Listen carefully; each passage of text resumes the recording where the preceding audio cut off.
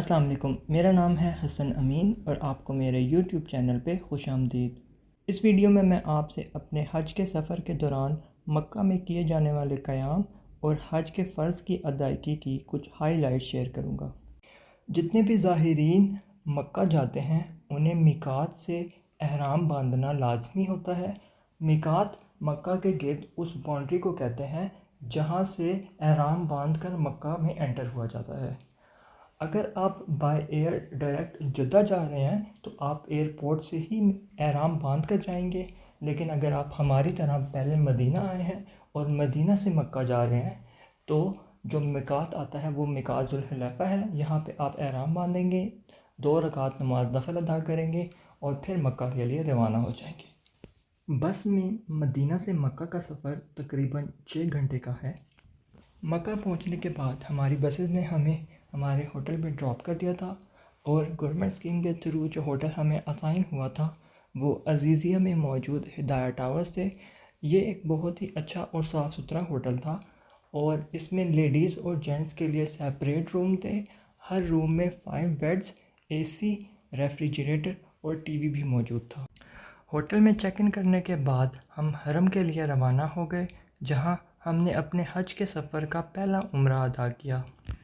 ہمارے ہوٹل سے حرم کا ڈسٹنس تقریباً 7 کلومیٹر تھا، لیکن ہمیں خود سے وہاں جانے کی ضرورت نہیں پڑتی تھی، کیونکہ گورنمنٹ اسکیم کے تھرو گورنمنٹ نے ہمارے لیے فری شٹر سروس کا انتظام کیا ہوا تھا، اور اس کی سب سے اچھی بات یہ تھی کہ یہ سروس 24 آورز چلتی تھی۔ تو جب بھی ہمیں حرم جانا ہوتا ہم اپنے ہوٹل سے نکلتے، سامنے کھڑی بس میں بیٹھتے اور 10 منٹ میں حرم پہنچ جاتے۔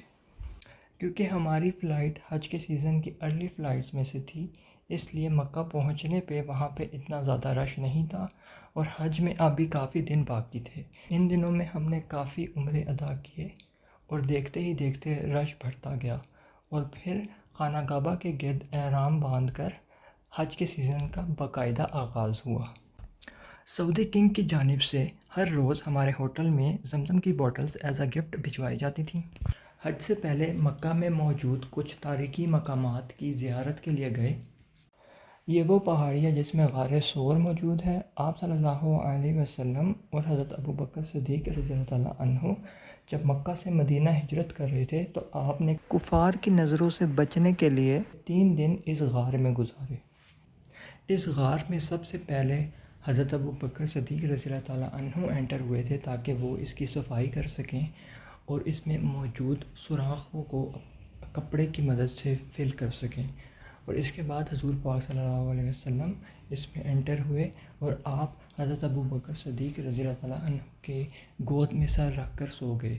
اسی دوران کسی چیز نے حضرت ابوبکر صدیق رضی اللہ تعالیٰ عنہ کے پاؤں پہ کاٹا، جس کی وجہ سے ان کو شدید تکلیف ہوئی، لیکن کیونکہ آپ صلی اللہ علیہ وسلم آپ کی گود میں سر رکھ کر سو رہے تھے تو آپ نے کچھ زیادہ موومنٹ نہیں کی، لیکن تکلیف اتنی زیادہ تھی کہ آپ کی آنکھوں سے آنسو نکلنا شروع ہو گئے، جو کہ آپ صلی اللہ علیہ وسلم کے چہرے مبارک پر گرے، جس کی وجہ سے آپ کی آنکھ کھل گئی اور آپ نے اپنا لباب دہن اس جگہ پر لگایا، جس سے آپ کا درد ختم ہو گیا۔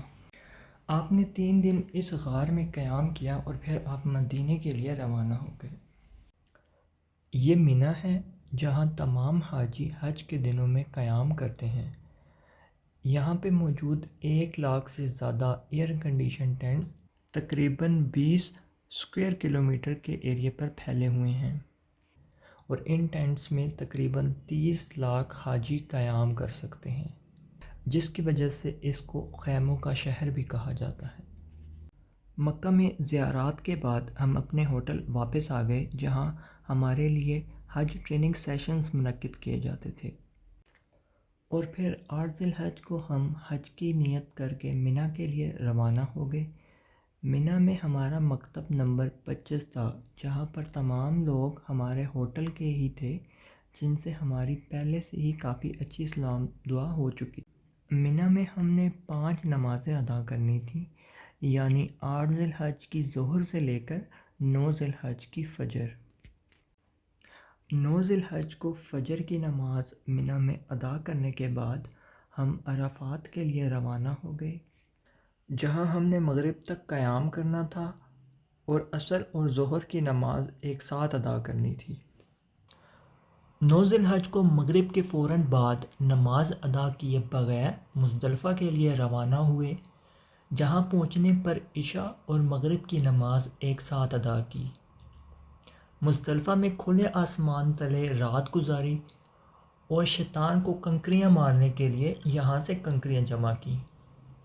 10 ذی الحج کو سورج طلوع ہونے سے تھوڑا سا پہلے مزدلفہ سے منا کے لیے روانہ ہو گئے۔ منا پہنچنے کے بعد جمرات عقبہ یعنی بڑے شیطان کو 7 کنکریاں ماری اور پھر قربانی ہونے کا انتظار کیا۔ سرکاری اسکیم کے تحت ہماری قربانی سلیٹر ہاؤس میں ہونی تھی اور اس کا تصدیقی SMS موصول ہونے کے بعد سر منڈوا دیا اور احرام کھول کر عام لباس پہن لیا۔ 10 ذی الحج کو طواف زیارہ کے لیے حرم گئے اور طواف مکمل کرنے کے بعد منا اپنے خیمے میں واپس آ گئے۔ 10 ذی الحج کے بعد ایام تشریق یعنی 11، 12 اور 13 ذی الحج کو تینوں جمرات کو ترتیب سے 12 کنکریاں ماری اور پھر 13 ذی الحج کو اپنے ہوٹل واپس چلے گئے۔ یہ مسجد الخیف ہے جو کہ منا میں موجود ہے اور آپ صلی اللہ علیہ وسلم سمیت 70 انبیاء کرام نے اس مسجد میں نماز ادا کی ہے۔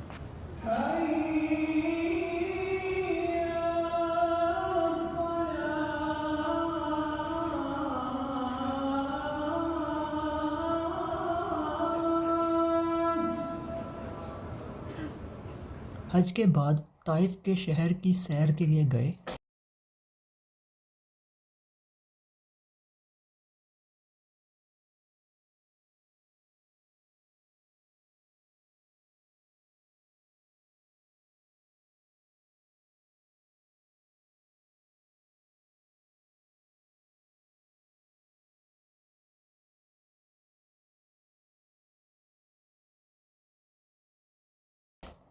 جہاں مسجد عبداللہ بن عباس کی زیارت کی۔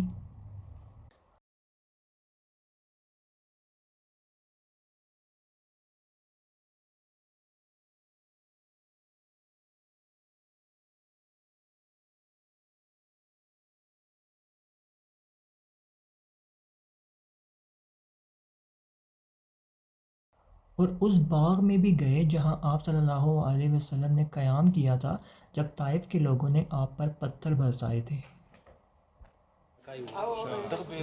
یہ باغ کے قبیلے کا قریش کا عتبہ اور ربیعہ، وہ لوگ دیکھا ان کو تو وہ دیکھ کے وہ لوگ کافی تھا نا، لیکن قبیلے کے چونکہ آدمی تھے نا، قریش کے تھے ہمارے نبی صلی اللہ علیہ وسلم، تو قبیلے کا غیرت جوش میں ہے، تو غیرت جوش میں غلام کو بولا جاؤ اس کو پانی وانی دو، یہ جگہ ہے یہاں بیٹھے تھے۔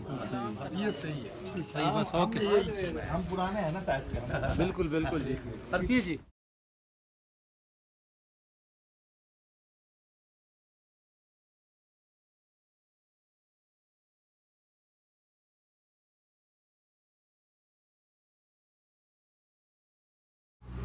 یہ مسجد کو ہے، یہاں روایت یہی ہے واللہ علم کہ یہاں پہ جب وہ تنگ کیا تھا نا، اس کے بعد یہاں پہ بیٹھ گئے تھے کولی رکھ کے، پھر یہاں سے پھر یہاں آئے۔ طائف کے شہر کی سیر کے بعد اپنے ہوٹل واپس آ گئے اور پھر طواف وداع کیا۔ طواف وداع کے بعد ہمارا حج کا سفر یہیں ختم ہو گیا اور پھر ہم اپنے ملک کے لیے روانہ ہو گئے۔ امید کرتا ہوں کہ آپ کو یہ سفر اچھا لگا ہوگا اور دعا کرتا ہوں کہ اللہ تعالیٰ آپ کو بھی اس سفر کی سعادت نصیب کرے، آمین۔